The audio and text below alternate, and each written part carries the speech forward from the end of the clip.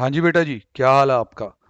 तो बेटा आज हम वीडियो में डिस्कस करने जा रहे हैं इंटर का वर्किंग कैपिटल मैनेजमेंट का जो टॉपिक है फाइनेंशियल मैनेजमेंट में। उसमें एक टॉपिक आता है क्रेडिटर मैनेजमेंट का। पेबल मैनेजमेंट भी कहते हैं उसे। थोड़ा ही दे रखा है मॉड्यूल में, बट क्वेश्चन है थोड़े अजीब, मतलब कि जो पहले आपने नहीं किए हो तो दिक्कत काफ़ी ज़्यादा हो सकती है एग्जाम में। तो उसको इस वीडियो में कवर करेंगे। रिक्वेस्ट है कि पूरा एंड तक सुनो। रिस्क फैक्टर है, अगर सवाल अनएक्सपेक्टेडली आ गया और आपने पहले नहीं किया हुआ, चांसेस बहुत कम है कि वो आपसे सॉल्व हो जाएगा उस वक्त। ठीक है जी। तो प्लीज़ वीडियो को पूरा एंड तक सुनना। लाओ जी, काम शुरू करते हैं। देखो जी, यूनिट 5 के अंदर आता है मैनेजमेंट ऑफ पेबल क्रेडिटर्स। तो मैं थोड़ा सा यदि ब्रीफिंग भी करूंगा, जो इसके अंदर मॉड्यूल में थ्योरी दे रखी है इस कॉन्सेप्ट के रिगार्डिंग, जो नॉलेज है उसको भी शेयर करेंगे। ये नहीं कि सिर्फ क्वेश्चन ही करने वाले हैं। सबसे पहले लाइन बड़ी इंटरेस्टिंग है बेटा, ये काफ़ी बार बिजनेस में आप सुनेंगे। There is an old age saying that in business that if you can buy well, then you can sell well. कहता है अगर आप सही खरीद सकते हैं तो सही बेच भी पाएंगे। सही का मतलब सही प्राइस पे, बेटर क्रेडिट टर्म्स पे, ताकि आपका जो मार्जिन है वो बने। Management of your creditor and supplier is just as important as the management of debtor. अब हम चलते हैं जी थोड़ा आगे। तो इसमें ये बता रहा है कि cost and benefit of trade credit, price, loss of goodwill, इस तरह की बातें ये भी थोड़ी समझनी चाहिए। Normally it is considered that the trade credit does not carry any cost, पर कहता है इसकी भी कॉस्ट होती है। Price, there is often a discount on price that the firm undergoes when it uses a trade credit, since it can take the advantage of discount only if it pays immediately। जैसे हम terms पढ़ते थे ना, 2, 10, net 40, उसका मतलब क्या होता था कि 2% सीडी है, अगर 10th डे तक पेमेंट कर दी, नहीं तो वैसे पेमेंट तो करनी ही है। मैक्सिमम क्रेडिट कितना अलाउड है, 40 डेज। तो ये कह रहा है firm can take the advantage of discount only if it pays immediately, मतलब कि जो डिस्काउंट पीरियड है लाइक 10 डेज है, अगर उसके अंदर आप पे करोगे तो डिस्काउंट का बेनिफिट तो सिर्फ तभी मिलता है, इसलिए आपको पैसा जल्दी ब्लॉक करना पड़ता है। This discount can translate into high implicit cost. वो तो सर कंपेयर करना है ना कि जल्दी पे करके जो लॉस ऑफ इंटरेस्ट हुआ कि पैसा जल्दी पे कर दिया, लेट भी पे कर सकते थे, बट बेटा पैसा कम भी तो पे किया। तो उसी की वो कॉस्टिंग इसमें हमने देखनी है कि वो जल्दी पे करने वाली ऑप्शन सही है या बेटर होता कि एंड में ही पे करते। इसी के रिगार्डिंग सवाल आएंगे। Loss of goodwill, if the credit is overstepped, मतलब कि जो टाइम दिया गया है वो आप नहीं निभा पाए एक तरह से। सप्लायर में discriminate against delinquent customer if the supply become short. बिल्कुल, अगर सप्लायर को आप तंग करते हैं, उसके पैसे टाइमली नहीं देते, तो ऑब्वियस है जब सप्लाई शॉर्ट होगी, उसके बाद सरप्लस नहीं होगा, तो बिल्कुल भी वो एज ए कस्टमर प्रेफर नहीं करेगा जो क्रेडिट टर्म्स नहीं निभाते। और अगर प्रैक्टिकली बोलें तो जैसे हम कहते हैं ना वो सिबिल स्कोर रियल लाइफ में, अब बैंक के साथ अब क्रेडिट टर्म ना मेट करो और ऐसी एजेंसीज के साथ ना मेट करो, तो ऑब्वियस है कि आपके सिबिल पे भी फर्क पड़ता है, गुडविल भी खराब उससे होती है। अब सर किस तरह के सवाल है इसमें जिनकी आप बात कर रहे थे, क्योंकि ये सब कुछ तो चलो जनरल थ्योरी है, बच्चे समझ सकते हैं। सर ये चीज़ है, ये चीज़ जिसकी बात करनी है।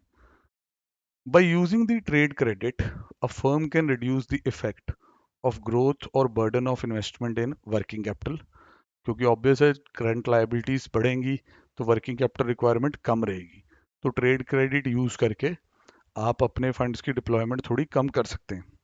Now the question raises how to calculate the cost of not taking the discount.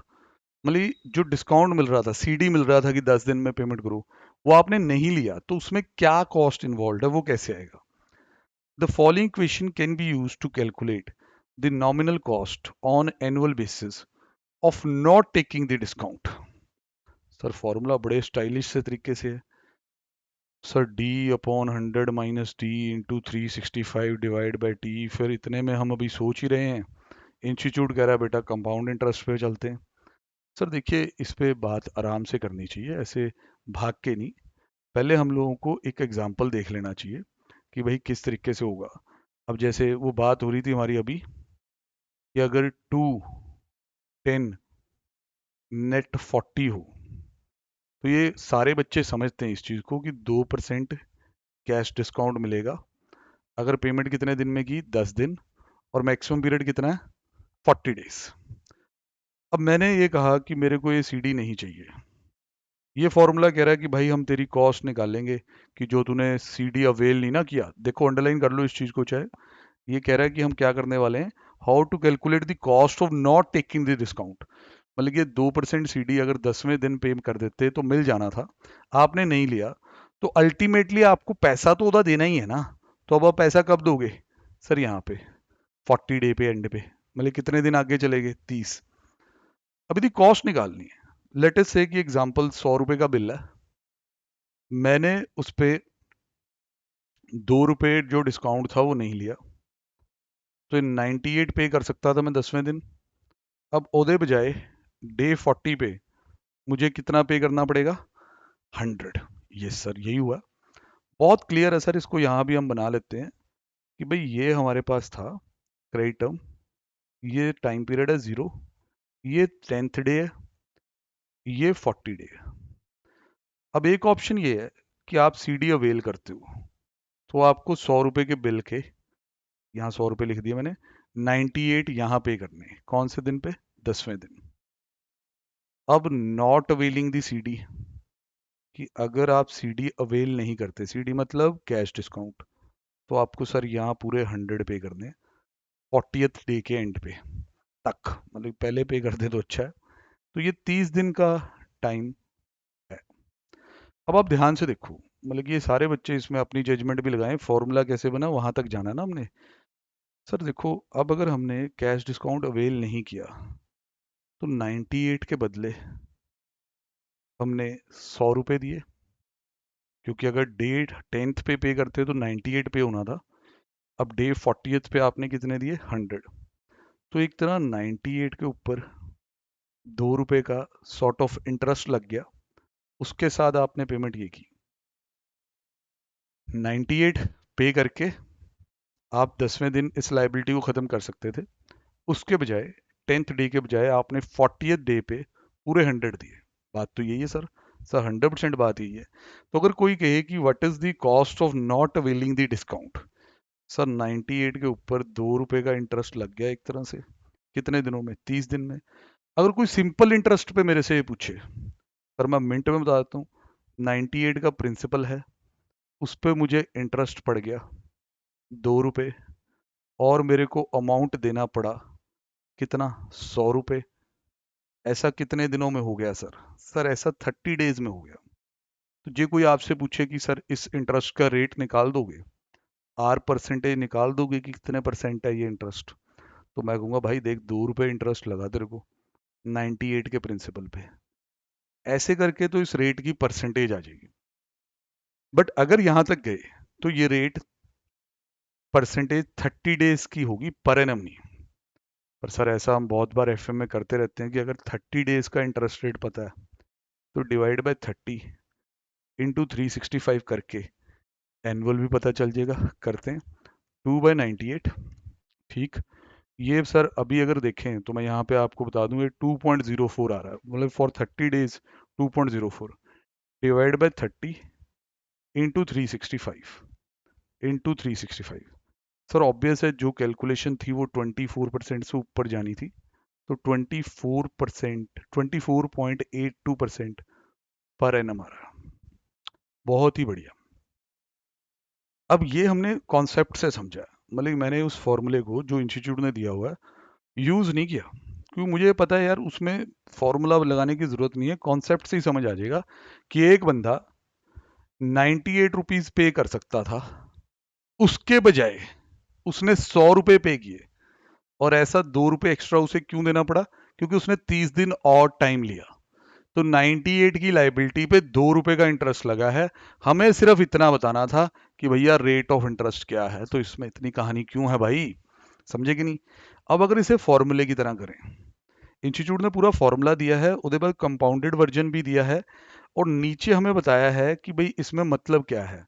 कहता है sir where D means the size of discount, that is 6% discount अगर होगा तो उसका मतलब 6 रुपए लेना, क्योंकि हमने एग्जाम्पल यहाँ 100 रुपए का लिया हुआ है कि बिल अमाउंट 100 है।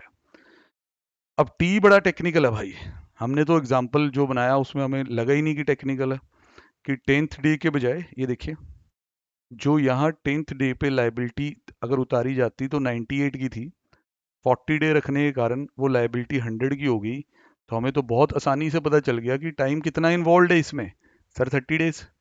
अब टेक्निकल वर्जन 30 डेज तक पहुंचने का कहता है, reduction in payment period in days necessary to obtain the early discount, days credit outstanding minus discount period. वाह जी वाह, इसमें भी इतनी technicality. Days credit outstanding sir 40 days हमारे एग्जांपल में, डिस्काउंट पीरियड कब एंड हो रहा है सर 10 दिन। तो इस तरीके से, इतने टेक्निकल तरीके से ये 30 दिन आएंगे। ये रट्टेबाजी छोड़ें जी, समझें इस चीज को, आप बहुत आसानी से समझ सकते हैं। ठीक है जी। तो इस तरीके से बेटा डिस्काउंट पर एनम तो मैंने आपको सिंपल इंटरेस्ट मेथड से तो सिखा दिया, सिंपल इंटरेस्ट मेथड। अब वो कहता है कि भाई देखो, जो ये फॉर्मूला है ये वाला, ये कह रहा है देखो जी बेटा, ये कंपाउंडिंग का इफेक्ट तो ले नहीं रहा, ये कंपाउंडेड नहीं है। ज्यादा मार्केट में कौन सा चलता है, compounded. The above formula does not take into count the compounding fact, therefore cost of credit shall be even higher. कहता है जी कंपाउंडेड रेट पे सोचें तो रेट और भी ज्यादा होगा। The cost of loss cash discount can B estimated by this formula. Sir देखियो, हमें टॉपिक पे बने रहना है। हम यहाँ कैलकुलेट कर रहे हैं cost of not taking the discount, मतलब डिस्काउंट ना लेके परसेंटेज टर्म में आपको क्या कॉस्ट किया। पहले सिंपल इंटरेस्ट वर्जन किया, अब कंपाउंड। कंपाउंड में तो बंदों की हालत खराब। सर ये क्या बना के रख दिया इसको, सीधा ही फॉर्मूला। सर मैं इसे हम यहाँ से बनाते हैं, केस सेम रखेंगे, केस नहीं बदलेंगे। सर ये होता है ना, P 1+R raise to power n is equal to A। Principal से अमाउंट तक कैसे जाते हैं, 98 का प्रिंसिपल था, 1+R 30 डेज में, टाइम को ईयर्स में लिख रहा हूँ, 30/365, इतने टाइम में 100 रुपया बन गया। अच्छा जी सर जी, हाँ जी सर, ऐसी घटना ही घटी है। तो सर यहाँ से तो सॉल्व करना बड़ा मुश्किल लग रहा है सर। बिल्कुल, मैं तो पहले ही कह रहा हूँ, क्योंकि ये तो वही जादुई फॉर्मूले से होगा, आपको पता ही है। ये हो गया सर 100/98। ठीक है सर, हाँ जी सर। अब सर अगर इसको सॉल्व करना हो तो ये नॉर्मली तो हो नहीं पाएगा। 30/365 यहाँ बना के रखिए। सर ये हो रहा है 1+R रेज टू पावर 0.082, थोड़ा आगे तक ले लो, 19, ताकि दिक्कत ना आए। और 100/98 1.0204, यहाँ तक रख लो। सर ऐसी प्रॉब्लम आई है हमारे पास nth रूट निकालने की, कैपिटल बजटिंग में भी, कॉस्ट ऑफ कैपिटल में भी, जहाँ कभी ऐसी सिचुएशन बन जाती थी कि 1+R raise to power 7 is equal to 1.6123, तो वो 7th रूट निकालना पड़ता था। फिर वो एक जादुई फॉर्मूला है आपके पास, 12 बार दबाव वाला। ठीक है जी, वो भी एक बार मैं सामने आपके कर देता हूँ कि कौन से फॉर्मूले की मैं बात कर रहा हूँ, ताकि बाई चांस कुछ बच्चे जो यूट्यूब चैनल के माध्यम से समझ रहे हैं, अगर उनके पास वो स्टेप्स ना हो, वैसे गारंटी है वो स्टेप्स उनके पास भी होंगे, क्योंकि फाउंडेशन लेवल से ही टीचर ये करा देते हैं। चलो फिर भी सर 1 मिनट इसमें आप चांस ना ही लो, ये शॉर्टकट्स वाली फाइल पे चलते हैं, 1 मिनट। ये लो जी। सर nth रूट निकालने का ये होता है कि जिस वैल्यू का nth रूट निकालना है उसको पहले अंडर रूट कर दिया जाएगा 12 बार, फिर -1, फिर डिवाइड बाय n, कई लोग इसमें मल्टीप्लाई भी कराते हैं, वो बाद में बताऊंगा, फिर +1, फिर ये मल्टीप्लाई और इक्वल टू दोनों इकट्ठे 12 बार, तो nth रूट आ जाएगा। अब हमारे पास जो सिचुएशन है वो ये है। सर अब मैंने ना इसका ये वाला रूट निकालना है, ये जिस तरह ऐसे होता था ना 1+ ये वाला एग्जांपल, तो इसमें हम कहते थे कि भाई इसमें आप 1.6123 का 7th रूट निकाल लो। ठीक है ना। अब मैंने इस चीज का ये वाला रूट निकालना है, ये n है, तो जो यह स्टेप दे रखे हैं मैं वही करूंगा। मैं पहले इसको कैलकुलेटर पे लेता हूँ, 1.0204, 1.0204। ठीक है सर। अब वो क्या कहता है सर, अंडर रूट 12 बार, 1 2 3 4 5 6 7 8 9 10 11 12। सर -1 कर दो, -1 कर दिया। Divide by N. Sir N कितना? सर एन ये है 0.8219 डिवाइड कर दिया। अब क्या करना है सर? सर बहुत अजीब सा कुछ बन गया। कोई बात नहीं बेटा, बने रहो। अब करना है +1 +1। अब सबसे ध्यान वाला स्टेप है, मल्टीप्लाई इक्वल टू एक सेट 12 लगाने हैं। 2 3 4 5 6 7 8 9 10 11 12। सर ये आया 1.2785। Finally this thing is over. हमने इसका ये वाला रूट निकाल लिया है, ये वाला रूट इस नंबर का निकाल लिया गया है। Now you can write 1 + r is equal to 1.2785। इतना बहुत है मेरे अकॉर्डिंग। सर ये 1 + r की वैल्यू आई है, यहाँ से r निकालना है। हाँ जी सर निकालना बिल्कुल। तो r will be equal to 1 minus हो जाएगा 1.2785 -1। r इज इक्वल टू 0.2785 और बेटर इंटू 100 कीजिए, फिर लिखिए r%। Sir this will be 27.85% per annum. अब एक ही क्वेश्चन में दोनों मेथड से करने का फायदा, कॉन्सेप्ट की और क्लैरिटी होता है, वो अभी करता हूँ। कंपाउंड इंटरेस्ट कह रहा है कि रेट ऑफ इंटरेस्ट ये है, और सिंपल इंटरेस्ट कह रहा है कि भाई जो रेट ऑफ इंटरेस्ट है वो 24.82 है। कंपाउंडेड में नेचुरल है कि भाई रेट जड़ा है वो ज़्यादा आएगा, तो अकॉर्डिंगली यही उन्होंने लिखा था। अगर हम वापस जाएं थ्योरी में भी, क्योंकि हमें इंस्टीट्यूट की भी बात माननी है कि कंपाउंड इंटरेस्ट क्यों लगाना। The above formula does not take into account the compounding fact, therefore the cost of credit will be even higher।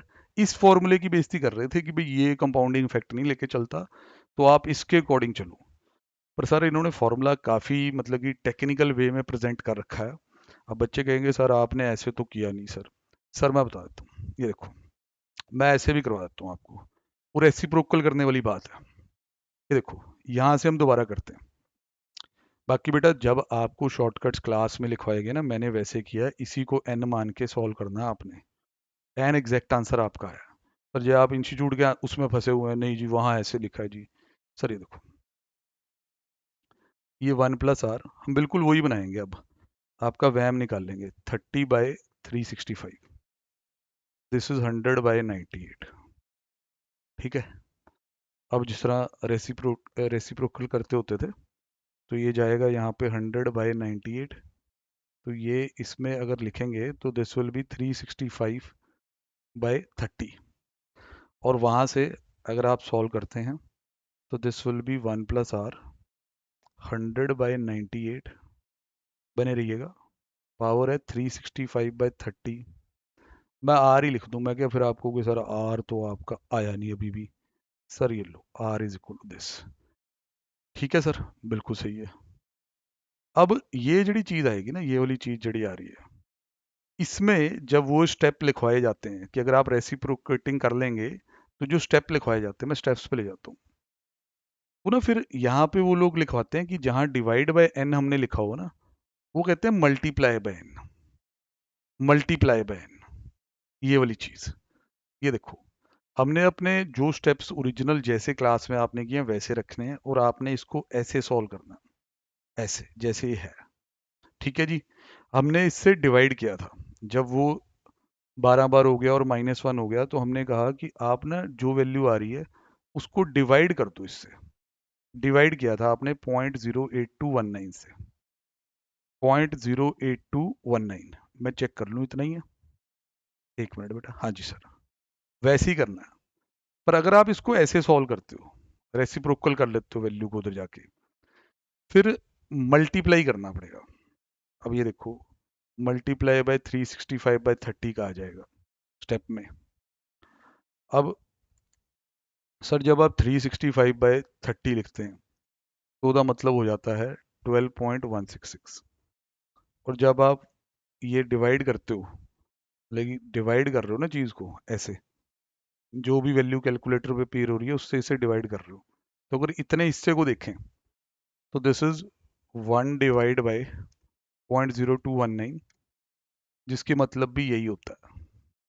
तो अगर तो आप अपने पुराना कॉन्सेप्ट जिस तरह बना हुआ है nth रूट निकालने का, डिवाइड वाला वैसे ही रखें। तो मैं स्ट्रिक्टली कह रहा हूँ भाई, ऐसे सॉल्व करना, ऐसे, इसको एन मानना इसको। और अगर उधर जाके आपने पलट दिया ना भाई, ये चीज बना दी, और फिर आपने इसको एन मान के डिवाइड किया, तो काम हो जाएगा खत्म। ये फिर मल्टीप्लाई करना पड़ेगा, मतलब जो ये वैल्यू आएगी वो मल्टीप्लाई करनी पड़ेगी। चाहे एक बार करके उससे भी देखना है तो देख लो। जैसे 100/98, ठीक है भाई, यहाँ तक तो सेम। अब 12 बार रूट, 1 2 3 4 5 6 7 8 9 10 11 12। अब सर -1, यस सर। अब multiply by this thing which is 365/30, 365/30 is 12.16, multiply कर दिया। अब +1, फिर उसके बाद वो सारा प्रोसीजर जड़ा है मल्टीप्लाई इक्वल टू वाला स्टार्ट हो जाएगा, तो उसके अकॉर्डिंग भी आ जाएगा। बट मैं कहूँगा देखो यार, मेथड्स को बदलना नहीं चाहिए। आपने पूरे कोर्स में जब nth रूट निकाला है तो हमने डिवाइड से ही निकाला, और हमें इससे कोई भी दिक्कत नहीं है सर। करना तो कैलकुलेटर ने है, यहाँ तक आने के बाद कर दें, उसको दूसरी तरफ ना ले जाएं। ठीक है जी। तो ये तो कुछ तैयारी हमने बेसिक तैयारी की कि भाई इस तरीके से ये क्वेश्चंस होंगे। अब बात ये आती है कि सर मॉड्यूल में क्वेश्चन जड़े दिए हों वो करने बहुत जरूरी हैं, क्योंकि वो डायरेक्ट आ सकते हैं अगर कभी इसका नंबर आया टॉपिक का तो आगे बढ़ते हैं सर डिस्कशन में, और उसको फिर अपने स्टाइल में सॉल्व करेंगे। Suppose ABC Limited has been offered a credit term from its supplier to 10 net 45, मतलब 2% डिस्काउंट मिल जाएगा, 10 दिन में पेमेंट कर दीजिए, नहीं तो 45 डेज में तो पेमेंट करनी ही है। The company has a choice of paying 10 rupee per 100 or to invest 98 for additional 35 days and eventually pay 100 rupee per 100। एक तो इंस्टीट्यूट में क्वेश्चन जहां से भी हुआ है, एक थोड़ी सी इनकी लिखने की बात नहीं समझ आई कि पहले ये कह रहे हैं company has a choice of paying 10 रुपी पर 100। यार 10 रुपए तो कहाँ वो लिख रहा है? चॉइस तो सर अगर बनानी है, अगर इसकी ऐसी लाइन बनानी है तो बना लेते हैं। ये ऐसा है भाई, 0 पीरियड है, 10 डेज हैं, 45 है। या तो CD अवेल करोगे तो यहाँ 98 दे दोगे, CD नहीं अवेल करोगे तो यहाँ पूरे 100। बहुत नॉर्मल सी बात है। 98 10वें दिन, नहीं तो आपको पूरे 100 रुपए देने हैं। तो यहाँ कई और बुक्स भी हैं जिसमें क्वेश्चन दे रखे हैं ऐसे वाले, तो वहाँ 100 रुपए पर 100 ही लिखा हुआ है। Company has a choice of paying 100 per rupee 100 और to invest 98 for additional days and then paying eventually 100 rupees per 100।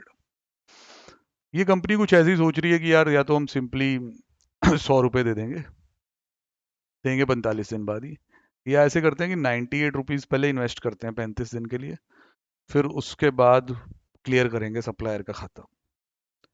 कहता है डिसीजन कि हम डिस्काउंट स्कीम को एक्सेप्ट करेंगे या नहीं वो डिपेंड करता है opportunity cost of investing 98 for 35। कहता है 98 रुपीज हम 35 डेज पे किस रेट पे इन्वेस्ट कर सकते हैं, ये उस पर डिसाइड करेंगे कि भाई हमें डिस्काउंट लेना है या नहीं। सर ये चीज़ ये कह रहे हैं कि भाई यहाँ 98 पे करने हैं, पर ये सोच रहे हैं कि नहीं यार, अगर हम इसको इन्वेस्ट कर दें, अभी 35 दिन है, और फिर उसे 100 ही दे दें, ऑब्वियस है ये कुछ एज ही रेट पे इन्वेस्टमेंट करनी पसंद करेंगे कि जिससे रिटर्न अच्छी आ जाए। समझ रहे हैं कि नहीं? तो हमें सबसे पहले ये भी देखना है कि आप 98 की लाइबिलिटी जो 10th डे है उसको 45 डे पे 100 बना रहे हो, तो इंटरेस्ट तो यहाँ भी आपको लग ही रहा है। तो what is your cost of not availing the discount? अगर वो परसेंटेज आपको पता चल जाए और उससे बेटर रेट पे आप इन्वेस्ट कर दें, then it makes the sense कि आपने डिस्काउंट नहीं लिया। देख, अगर यहाँ से यहाँ तक मेरी डिस्काउंट ना अवेल करने की कॉस्ट, रफ में कह रहा हूँ, मीनिंग ना लियो, यहाँ से यहाँ तक जो डिस्काउंट में नहीं अवेल कर रहा उसकी कॉस्ट 12%, और मैं कहूँ जी ठीक है ये 12% मेरे को लग रहा है, हाँ यार कि मेरे को चुभ रहा है कि मैंने 98 क्यों नहीं दिए, मेरे को ये कॉस्ट पड़ गई, पर मैं उसे जस्टिफाई कर रहा हूँ कि भाई मैं इस पीरियड में इसी पैसे को 98 को मार्केट में 15% पे लगा सकता हूँ, तो बढ़िया। तो अगर आपको इन्वेस्टमेंट डिसीजन यहाँ लेना है ना, you should know your cost of not availing the discount. तो सवाल वही है, बस घुमा के पूछा। आपको तभी बोलना आएगा, जवाब देना तभी आएगा कि अगर इस परसेंटेज से ज्यादा पे इन्वेस्टमेंट हो सकती है तो हम डिस्काउंट नहीं लेंगे। क्योंकि देखो हमें कॉस्ट डिस्काउंट ना अवेल करके पढ़नी है। 98 की लाइबिलिटी ने 35 दिन में 100 रुपए बनना है। तो जिस रेट पे ये लाइबिलिटी ग्रो कर रही है वो हमारी क्या है, cost of not availing the discount. अगर इन्वेस्टमेंट अपॉर्चुनिटी इससे बेहतर है तो उसे लेना चाहिए। तो सर यही ये करेगा। If the company does not avail the CD and pay the amount after 45 days, the implied cost would be approximately this. सीधा फॉर्मूला लगा दिया। सर कॉन्सेप्ट से चलते हैं, देखते हैं हम इसे बना पाते हैं कि नहीं। कॉन्सेप्ट तो देखो थोड़ा बहुत तो हिलना ही है, क्योंकि nth रूट तो कोई निकाल नहीं सकता ना नॉर्मल कैलकुलेटर पे। सर वही बात है कि 98 रुपीज़ की जो लाइबिलिटी है वो 45 डेज में 100 रुपी बन गई। We are interested in knowing the compound rate 1+r। Sir कितना टाइम रहा? सर ये 35 डेज है, तो मैं इसको नॉर्मल वे में ऐसे रख के सॉल्व कर रहा हूँ और देखते हैं क्या बनता है। तो 1+r 35/365 आपने बिल्कुल ऐसे ही रखना, ठीक है। दूसरी तरफ रेसिप्रोकेट नहीं करना है, तो 100/98। सर इसको भी ऐसे ही रखें, हाँ जी सर 35/365 कर लो सॉल्व। सर ये 35/365 ये, हाँ जी सर वहाँ आप चेक कर लो, वो रेसिप्रोकल करके लिखा हुआ, कोई चक्कर नहीं। This is 1+r raise to power 0.0958। ठीक है इतना बहुत है, 9 करना 9 कर दो। 100/98, दिस इज 1.20, 1 पॉइंट सॉरी 1.02। खैर ये आना तो वही है जो पिछले एग्जाम्पल में था, 1.0204 बहुत है सर। अब सर हम इसे अपने नॉर्मल जो हमारा शॉर्टकट मेथड है मैं दोबारा एक बार फिर डिस्प्ले कर देता हूँ कि उसी से ही करेंगे, क्योंकि हमें अब इसमें एक नया मोड नहीं लाना कि रेसिप्रोकल करके इनटू एन भी किया जा सकता है। तो हम शुरू से ही डिवाइड बाय एन फॉलो कर रहे हैं, तो हम वैसे ही करेंगे। सर 1.0204 डिवाइड बाय 12 बार अंडर रूट, सॉरी 1 2 3 4 5 6 7 8 9 10 11 12। अब सर -1 डिवाइड बाय एन 0.9589 +1। अब शुरू हो जो 12 बार, 1 2 3 4 5 6 7 8 9 10 11 12। सर रेट आया है, मैं अभी लिखता हूँ यहाँ पे, 1+r इज इक्वल टू आया है 1.2345, जिसमें r की वैल्यू हो जाएगी 1 एलिमिनेट करने के बाद 23.45% पर एनम कंपाउंडेड एनुअली। अब सर इंस्टीट्यूट का भी चेक कर लीजिए कि कितना दिया हो, कि वहाँ से भी चेक करना जरूरी है, अप्रॉक्सीमेटली सेम होना चाहिए।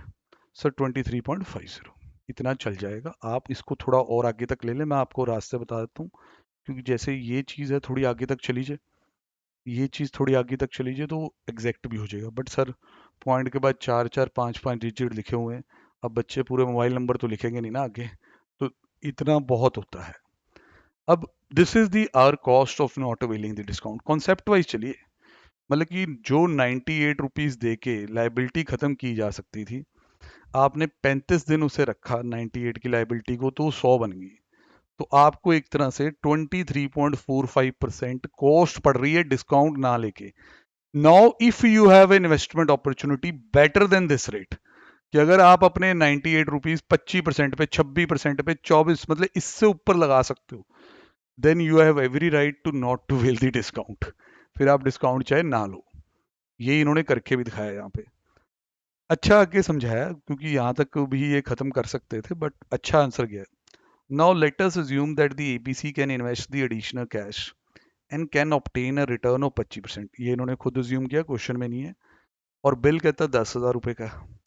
ऑल्टरनेटिव ऐसे बनेंगे, अगर तो डिस्काउंट एक्सेप्ट कर लिया तो बेटा जी 10,000 के बदले में आपको 2% ऑफ हो जाएगा, 9800 में सेटलमेंट हो जाएगी। फिर जो आप कहोगे नहीं नहीं हमने डिस्काउंट नहीं लेना, हम आराम से करेंगे, तो आप एंड में 10,000 रुपये तो दोगे ना जब रिफ्यूज डिस्काउंट कर रहे हो।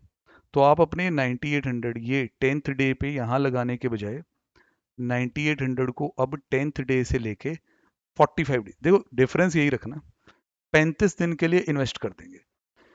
9800 रुपीज 25% पर एनम 35 दिन divide by 365 into 35 sorry sir, इस पे तकरीबन 234.93 आया, तो 235 रुपए का इंटरेस्ट अर्न किया जा सकता है। सर दोबारा देख लीजिए, मेरे पास ऑप्शन नंबर 1 है कि मैंने 10वें दिन सप्लायर को 9800 रुपीज दे दिए, बात खत्म। दूसरी ऑप्शन है कि ये 9800 रुपीज मैंने 10वें दिन इन्वेस्ट कर दिए, इन्हें इन्वेस्टेड रखा और इन पे इंटरेस्ट अर्न किया, तो 235 रुपए की मेरे को कमाई हो गई। फिर जब डे 45 आया तो सप्लायर अब 9800 में नहीं मानेगा, उसको कितने चाहिए होंगे, 10,000। तो मैंने सप्लायर को 10,000 दिए, बट इस बीच मैंने 235 रुपए कमाए भी, तो मेरी नेट कॉस्ट इस ऑप्शन में कम आ रही है। क्यों सर? आपने जो cost of not availing the discount है, क्या कॉस्ट है, 23.45 आया था हमारा सर। हाँ जी सर, 23.45, इससे बेहतर रेट पे इन्वेस्ट किया। अगर आपका रेट इससे बेकार होता तो ये सौदा आपको महंगा भी पड़ जाता। जैसे यहीं पे एग्जांपल के लिए 20% पे इन्वेस्ट करके देखिए, 9800 20%, ठीक, डिवाइड बाय 365 मल्टीप्लाई बाय 35, सिर्फ 188 रुपीज का इंटरेस्ट लेस होता। फिर आपको ये चुभता कि डिस्काउंट क्यों नहीं लिया। तो याद रखें, जब डिस्काउंट मिलता है, मैं हमेशा क्लासेस में भी समझाता था कि जल्दी पैसे दे के भी कॉस्ट तो है ही है। तो आपने डिस्काउंट कब नहीं लेना सर? जब हमारे पास ऐसी इन्वेस्टमेंट अपॉर्चुनिटी हो, भाई और बहनों ध्यान से सुनो, जब हमारे पास ऐसी इन्वेस्टमेंट अपॉर्चुनिटी हो जिसकी रिटर्न परसेंटेज ज्यादा हो, किससे, उस कॉस्ट से जो हमें बेयर करनी पड़ रही है डिस्काउंट ना अवेल करके। डिस्काउंट ना अवेल करके जो हमारी कॉस्टिंग आ रही है, उससे बेटर रेट पे इन्वेस्ट करने की पावर रखें आप, तो डिस्काउंट ना लें। ये है जी पहला क्वेश्चन। कभी अगर ये लग गया ना बेटा, अपने आप सॉल्व नहीं होता, ये पहले नहीं किया होगा, तो please go through. Paper of beat आने के चांसेस होते हैं, ठीक है जी, कई बार, तो इसलिए रिस्क कवर किया जा रहा है। एक इलस्ट्रेशन और, the Dolce company purchases raw material on term of this, ठीक है। 2% सीडी अगर 10 दिन में पेमेंट, मैक्सिमम 30 दिन में तो पेमेंट करनी है। A review of the company record by the owner mister Gautam, हाँ जी गौतम जी आप आ गए, reveals that the payment are usually made 15 days after the purchases are made। अच्छा जी, तो इसका मतलब डिस्काउंट नहीं ले रहे? नहीं ले रहे सर, डिस्काउंट तो 10वें दिन तक का है। When asked why the firm did not take the advantage discount, the accountant Mr. Rohit replied, it cost only 2% for these funds, whereas a bank loan would cost 12% per annum। Sir अजीब सा reply है, थोड़ा देखना पड़ेगा क्या कह रहा भाई। देखो पेमेंट ये 15 दिन बाद करते हैं। कहता when asked why the firm did not take the advantage discount, Rohit कहता है कि देखो ये तो सिर्फ 2% ही कॉस्ट कर रहा है, ठीक है, वेयर अगर बैंक लोन लेते वो तो 12% कॉस्ट कर जाता। भाई 2% को कॉस्ट मान रहा है कि अच्छा ठीक है मैंने अपने फंड्स लेट दिए उसको ना, तो कोई नहीं, 2% डिस्काउंट नहीं मिला, बैंक वालों से तो हमें 12% पे पैसा मिलता है। मतलब वो सप्लायर को लेट पेमेंट करके कह रहा है कि 2% में छुटकारा है, बैंक वाले तो फंड 12 पे देते हैं। नालायक, 2% तो ये कुछ दिनों का है, बैंक का 12% तो साल का होता है। बहुत ज्यादा हैंग हुआ वो बेटा। Analyse what mistake is Rohit making, sir काफी बड़ी मिस्टेक कर रहे हैं रोहित जी। कहता argument of comparing 2% CD with 12% loan is not a rational, as 2% discount can be earn by making payment 5 days in advance. अब आपको कि सर ये कैसे, सर ये देखो ये डिस्काउंट है, ये मैक्सिमम है, ये बंदे यहाँ पे करते हैं, तो ये 5 दिन पहले अगर पे करते हैं ना, 5 दिन पहले अगर पे कर दें तो इन्हें सीधा सीधा 2% बच जाता। कहता विद इन 10 डेज पे कर देते रादर देन 15।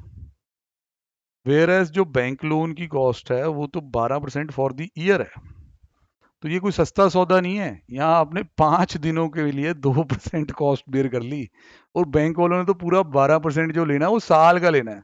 तो ये तुम्हें कैसे सस्ता लग रहा है भाई, कि किसी को 5 दिन आपने उसका पैसा एक्स्ट्रा रखा और उसे 2% दे दिया, और कह रहे हो ये तो सस्ता ही है बैंक से, बैंक तो 12 लेता है, और बैंक 12 पूरे साल के लेता है यार। Assume that the purchase value 100 रुपए, discount that can be earned, अगर 10 दिन में पेमेंट करते हैं 2 रुपए, नेट पेमेंट जाती 98। उसका एनुअलाइज बेनिफिट निकाल दिया भाई ने, शुक्र है इस पे कंपाउंडिंग में नहीं गया। कहता 149% होता है एनुअल। ठीक है, इतना बेनिफिट हो सकता था डिस्काउंट लेके। अब देख लो बैंक वाले ब्याज से बेनिफिट कितना ज्यादा है। इसका मतलब आपने इतना बेनिफिट अपना फोरगो किया। एनुअलाइज रेट 149% आ रहा है। एक बार हम चेक करेंगे कि 2 दिन 2 रुपए डिवाइड बाय 98, ठीक। सिर्फ 5 दिन के कारण ये नहीं हो पा रहा। मतलब this much we can earn in 5 days multiply by 365। Yes sir, 100%। Sir cost of not taking the discount is very high. Discount लेना चाहिए। अब अगर वो कहे जी हम तो बैंक से काम चला रहे हैं 12% पे, वहां से वहां 12% और 150% का कोई मुकाबला होता है? डिस्काउंट लेना चाहिए, ये जवाब दो इसको। कहता है if the firm could not borrow from bank, अच्छा जी अगर बैंक से उधार मिले ही ना, and was forced to resort to use of trade credit funds, what suggestion might be made to Rohit, ताकि उसकी एनुअल इंटरेस्ट कॉस्ट थोड़ी कम हो। सर देखिए ऐसा है, अब बैंक वाला ऑप्शन तो उन्होंने खत्म ही कर दिया आपका। बैंक वाला ऑप्शन तो उन्होंने खत्म ही कर दिया। If the firm could not borrow from bank and was force to resort to the use of trade credit, कि ट्रेड क्रेडिट ही आपको यूज करना है। What suggestion might be made to Rohit so that it will reduce the annual interest cost. कहता है if the bank loan facility is not available, then in this case the company should resort to the utilize maximum credit period। कहता फिर तो आपको जितना supplier से जितनी देर के लिए उधार मिल रहा है मैक्सिमम वो यूज करना चाहिए। The payment should be made in 30 days to reduce the interest cost. उससे फिर आप मैक्सिमम एक्सटेंशन जड़ी है इंटरेस्ट की अवेल करें। ठीक है। हाँ यहाँ पे भी अब इन्होंने जो सवाल सेकंड पार्ट ना समझना कई बार औखा है। इन्होंने ये कह दिया कि भाई देखो बैंक से तो बोरिंग मिलेगी नहीं, इस तरह की स्कीमें नहीं होंगी कि बैंक से पैसा ला के तुम डिस्काउंट स्कीम ले लोगे और अपना जो cost of not availing the discount है उसे बचाओगे, क्योंकि डिस्काउंट ना लेने की कॉस्ट बहुत ज़्यादा है। अब आप उसे कहो जी अच्छा बैंक से पैसा नहीं मिलेगा तो भी तू डिस्काउंट दोगे, मैं पैसा कहाँ से आएगा? इतनी जल्दी माल बिकता नहीं है, कस्टमर से पैसा आता नहीं है। तो ऑब्वियस है फिर हम यही सलाह इसमें दे सकते हैं जैसे बिजनेस में प्रैक्टिकली में देनी होती है कि जी आप मैक्सिमम क्रेडिट जो सप्लायर से मिलता है वो अवेल करो, क्योंकि बैंक तो आपको फंड कर ही नहीं रहा। ठीक है जी। बहुत छोटे छोटे बिजनेसेस जिनके पास सीसी लिमिट ओडी लिमिट नहीं होती, वो सप्लायर के दम पे ही चलते हैं, तो वही सलाह इनको यहाँ दी गई है। तो ये था जी सारा टॉपिक। वीडियो को अच्छी तरह देखें, कोई भी क्वेरी हो डाउट्स हो तो प्लीज़ उसको पूछ सकते हैं आप व्हाट्सएप के जरिए भी मेरे से। अब इसमें मेरे को हमेशा बार बार ये रहेगा कि बेटा ये जो nth वाला काम है ना वो ध्यान से करना है। और अगर आपने वो रेसिप्रोकल करके करना है तो मैंने बता दिया फिर मल्टीप्लाई होगा। ठीक है ना, ये करके दिखाया था आपको पूरा कि ये चीज़ जड़ी है मल्टीप्लाई या इस चीज़ से डिवाइड, क्योंकि जब आप इस चीज़ से डिवाइड कर रहे होते हैं तो भी यही बन रहा होता है, पर जब उस चीज़ से डिवाइड कर देंगे तो चला जाएगा, खत्म हो जाएगा। तो ध्यान रखिए, काफ़ी अच्छा टॉपिक है, यूनिक है, आता है पेपर में 5-6 नंबर के लिए, तो बोनस पॉइंट मिल सकते हैं जिसने वीडियो देख रखा है। ओके जी बेटा, बाय बाय।